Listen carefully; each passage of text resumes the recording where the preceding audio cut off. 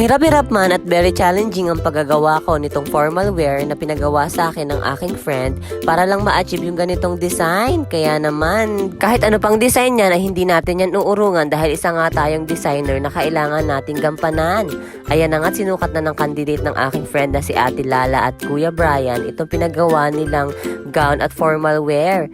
Kaya naman ito, samahan nyo akong gawin itong formal wear at evening gown na ito dahil nga napakasaya ko na gawin ito dahil kakaibang design yung gagawin natin diyan. Hindi ko nga rin maintindihan kung bakit laging gabi ako nag-i-start gumawa ng mga ganitong klase ng gown at costume. Hindi ko din alam kung bakit ganito pero sa palagay ko ay kaya gabi ay mas maano yung utak ko kapag gabi na ako gumagawa at nag-i-start diyan. Siguro nga ay mas matatas yung utak ko kapag gabi ako nagsisimulang gumawa ng mga damit at costume dahil mas nakakaisip ako ng mga design, ng mga process, kung paano yung paggagawa ng mga ganito para mas maganda yung maging kayarian niya. Kaya ako sa mga masugid kong followers, subukan nyo din pong mag-start ng gabi or madaling araw sa paggagawa ng inyong mga project. Dahil panigurado ako na mas makakaisip kayo ng mga gandang process at magagandang design or mga technique para mas maayos yung maging kayarian ng ating mga ginagawang damit. Color yellow and silver nga ang naisip na color combination noong nagpagawa sa akin ito. Kaya naman ito, yung mga pagdadaanan ng makina ay ginugupit ko na diyan dahil hindi yan kakayanin talaga ng ating makina kung may mga beads dyan na nakaharang dun sa ating makina. Kaya naman ginugupit ko na talaga yung pagdadaanan ng makina para mas maayos tayo makapagtahi diyan. Buti na lamang talaga nandito pa rin yung ate ko para tulungan ako sa mga gawain ko. Siyempre dagdag kita din diyan sa kanya para sa panggastos nila sa kanilang pamilya. Kaya naman binibigyan ko talaga siya ng mga project at tinutulong ko talaga sa paggagawa ng mga ginagawa ko para mas malaki yung kitain niya na mas kailangan niya dahil pumapasok yung mga anak niya. Kung hindi nyo po na itatanong, mas naunang natuto sa aking manahi itong ate ko. Tapos uma-attend pa nga siya sa mga seminar kung paano yung tamang pananahi. Kaya malaking tulong talaga siya sa akin, lalong-lalo na nung nakabalik na siya dito sa amin. Nag-abroad kasi siya nung nakaraang taon. Kaso nagkaroon sila ng alitan ng kanyang amo kaya may nabuti naming pauwiin na lamang siya dito at makatulong sa mga gawain ko dahil maayos naman yung kinikita namin.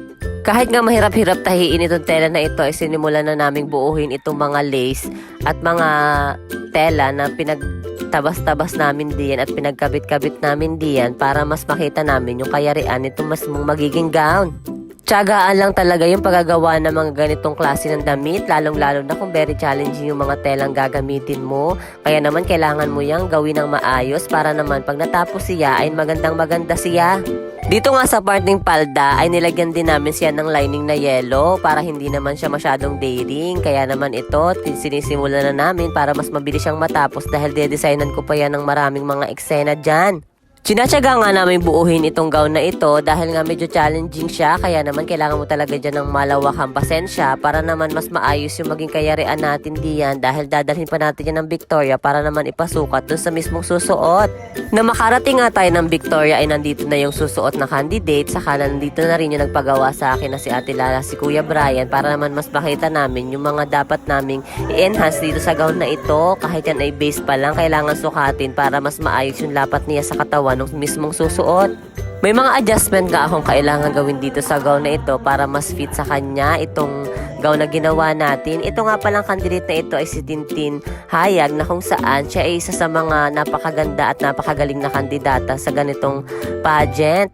At lalaban nga pala siya sa Mr. and Miss CCAA 2023 kaya pinaghahandaan talaga nila ng maayos itong laban na ito dahil napakalaking karangalan para sa isang kandidata ang manalo sa ganitong klase ng event. At pagkatapos nga ay nagmerienda lamang kami tapos umuwi na rin kami. Tapos kinabukasan ay ginawa ko naman na itong pinakang pattern ng formal na panlalaki. Kaya naman ito, samahan nyo po ulit akong gumawa ng pattern para dito sa formal na panlalaki para naman mas makita ninyo kung paano ako gumawa ng panlalaking damit.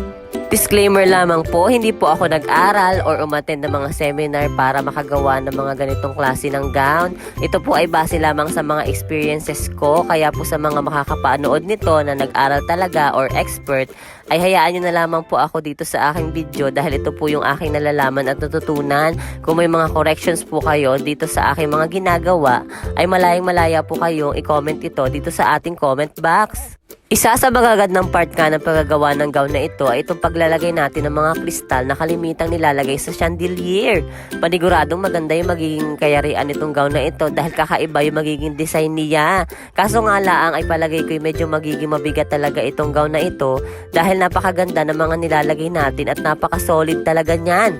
Hindi lamang fully beaded yung tela na ginamit natin, kung hindi ay dadagdagan pa natin ito nitong mga kakaibang design talaga na ito. At alam ko sa sarili ko na panigurado magiging maganda yung kakalabasan nito dahil hindi lang kristal yung nilalagay natin diyan. At ito nga't nilalawitan na natin siya nitong mga tassel beads na ganito na medyo malalaki siya para naman mas obvious yung pagiging design niya ay talaga namang napakaganda ng magiging kayarian natin diyan. Kaya binibigyan ko talaga ng panahon at pagtsatsaga ang paggagawa ng ganitong klase ng gown dahil hindi natin to pwedeng madaliin dahil mahirap-hirap nga siya. Ay tinulungan na rin ako dyan ng ate ko at pamangkin ko para gawin at puuhin itong gown na ito. Medyo marami talagang gawin itong mga ganitong klase ng damit, kaya naman kailangan mo talaga dyan ng passion at dedikasyon para naman mas makaubuo tayo ng mas magandang pyesa. Minsan nga ay napapaisip din ako na kahit napakahirap na mga design na pinapagawa sa akin or kahit papaano ay hindi naman ito nagiging pare-pareho, pero napaka-challenging na mga design na napapapunta sa akin. Tapos yung mga client ko ay sa akin talaga pumupunta kapag napaka-challenging na mga design na pinapagawa nila. Ewan ko ba kung bakit ganun, pero sa palagay ko ay kinakaya ko naman siya at na-achieve ko naman yung mga gustuhin nila, kaya siguro pinupuntahan talaga nila ako. At ito na nga, sinukat na nga ng ating mga candidate itong gown na ginawa ko at medyo naging okay na nga yung fitting niya at kaunting adjustment at kaunting dagdag na lamang sa mga design pa para mas maging maayos at sure win yung ating magiging candidate. Kalimitan kasi sa mga pageant na ganito ay nakadepende din sa mga sinusuot na damit ng kandidata yung ikakapanalo nila. Kaya naman kailangan mo talagang paghandaan at gandahan yung mga susuotin ng iyong magiging candidate para mas malaking tulong ito sa kanilang ikakapanalo. Kaya naman po maraming salamat kay Ate Lala at Kuya Brian sa pagpili sa akin upang gawin itong gown na ito na gagamitin sa Mr. and Miss CCAA para naman suotin ng kanilang candidate na gagamitin doon. At tuwang-tuwa nga ako nang mapanood ko sa live itong candidate ni Ate Lala na suot na yung formal wear na ginawa ko, lalong-lalo na itong evening gown. At mamimili nga po ako na masisenda natin ng 500 Gcash sa mga taong naka-follow at nag-share nitong video natin. Ilagay nyo lamang po ang inyong name saka yung Gcash number para po manalo. At hanggang dito na lamang po. Salamat sa panonood. Bye!